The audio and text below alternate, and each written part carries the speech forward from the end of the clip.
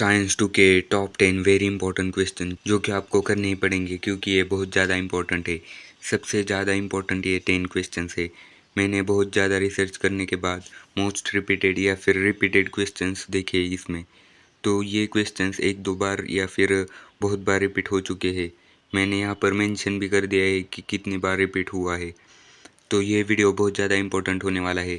तो सिर्फ ये 10 क्वेश्चंस कर लेना, वरना आप क्या करोगे, पूरी बुक कर लोगे और वहाँ पर याद भी नहीं आएगा कुछ। इससे अच्छा आप सबसे पहले ये 10 क्वेश्चंस कर लो, देन उसके बाद पूरी बुक कर लो चाहे तो ये 10 क्वेश्चन सबसे पहले ख़त्म कर देना और बाद में जो बचा हुआ सिलेबस है वो कर लेना। यही आपके लिए अच्छा होगा। साइंस तो एक ऐसा सब्जेक्ट है जिसमें क्वेश्चंस बार बार रिपीट होते हैं। आप शाला.com पे जाओ और देखो वहाँ पर कितनी टाइम्स एक एक क्वेश्चन रिपीट हुआ है। 3-3 4-4 बार एक ही क्वेश्चन आता है। तो आप क्या करो, रिपीटेड क्वेश्चन ही कर लो सबसे पहले। तो मैंने आज की वीडियो में वैसा ही किया है। आपको बहुत ज़्यादा रिपीटेड टॉप 10 क्वेश्चंस दिए हैं, तो सबसे पहले वो कर लेना। तो सबसे पहले पहला क्वेश्चन है, what is pollination, explain the different types of pollination. तो ये क्वेश्चन 12 बार रिपीट हो चुका है, यानी कितना इम्पोर्टेंट है। देन उसके बाद क्वेश्चन नंबर 2 है, कंप्लीट द फॉलोइंग चार्ट। तो यहाँ पर ये चार्ट होगा, ये रीड कर लेना। तो आपको अलग एक चार्ट है, मतलब एक टेढ़ा सा चार्ट है, आपको स्क्रीन पर दिख रहा होगा।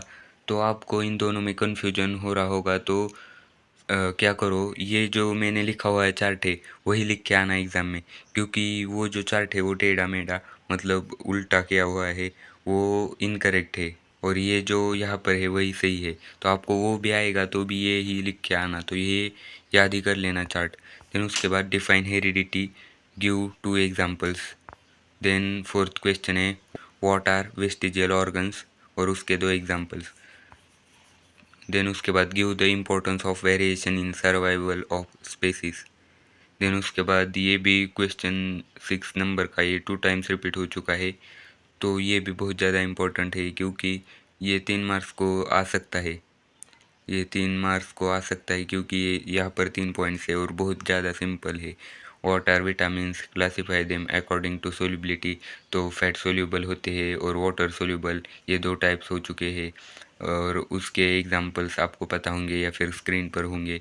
तो देन उसके बाद क्वेश्चन नंबर 7 है, draw a neat diagram of the structure of chromosome and label the parts.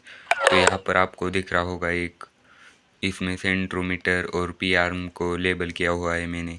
Then उसके बाद gender of a child is determined by the male partner of couple, draw diagram explaining the above statement.